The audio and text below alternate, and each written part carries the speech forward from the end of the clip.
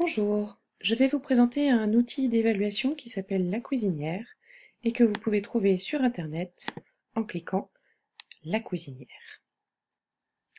Une fois sur le site, vous avez donc un espace apprenant avec un code qui sera créé et qui permettra d'accéder à un exercice en particulier et un espace enseignant qui va nécessiter évidemment une connexion.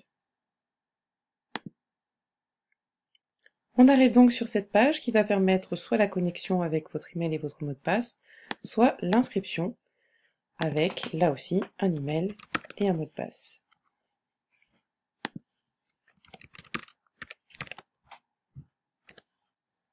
Une fois que vous avez donc validé votre mot de passe, un courriel vous est envoyé et va permettre la finalisation de l'inscription.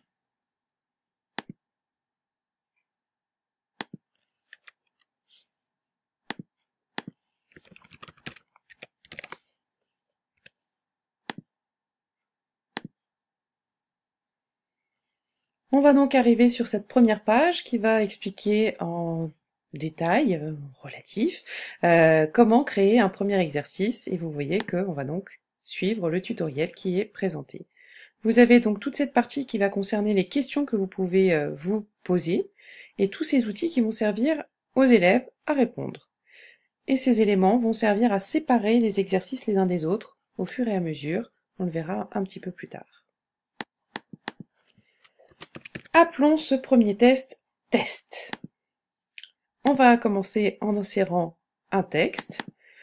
Voici une question ouverte.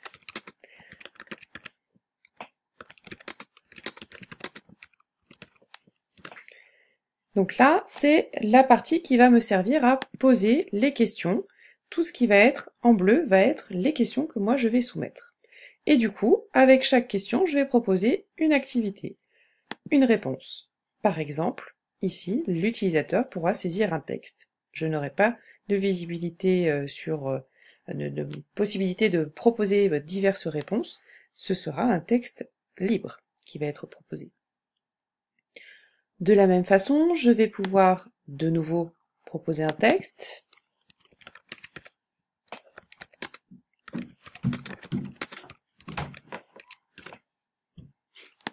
Et de nouveau, je vais devoir insérer un type de réponse possible pour le répondant. Je vais donc saisir plusieurs réponses, puisque là j'ai choisi l'option QCM.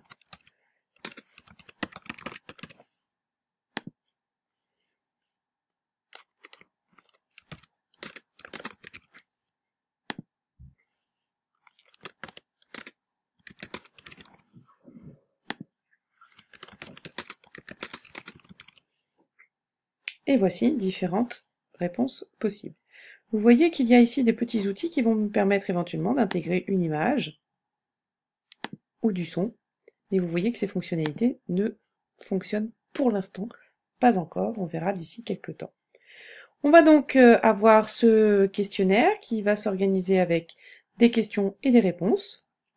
J'ai donc mon séparateur qui est apparu, je vais appuyer ici et le sélectionner en maintenant appuyé et aller le positionner à l'endroit souhaité.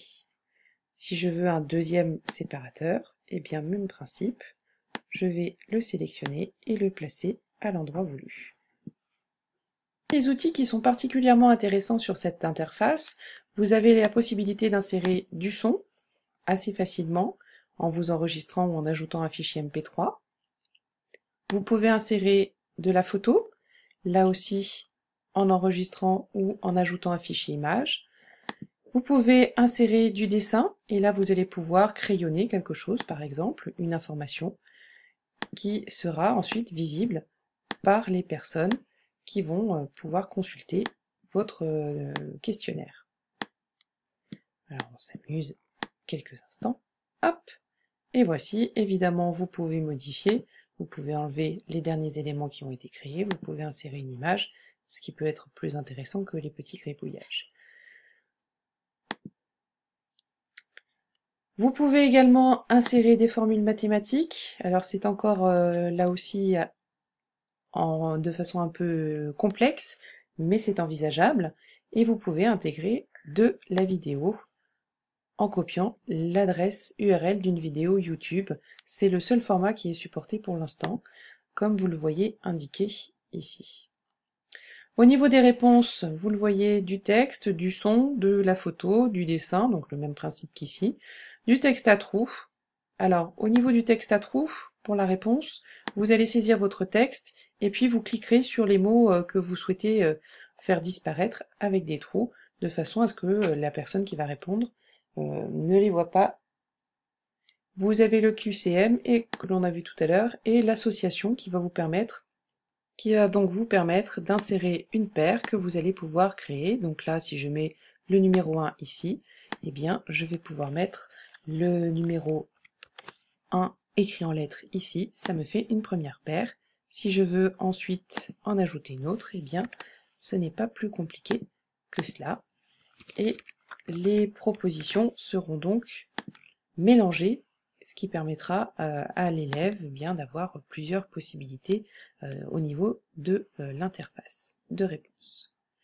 Voici pour la partie création du questionnaire. On va voir maintenant la façon dont on va le diffuser. J'enregistre donc les modifications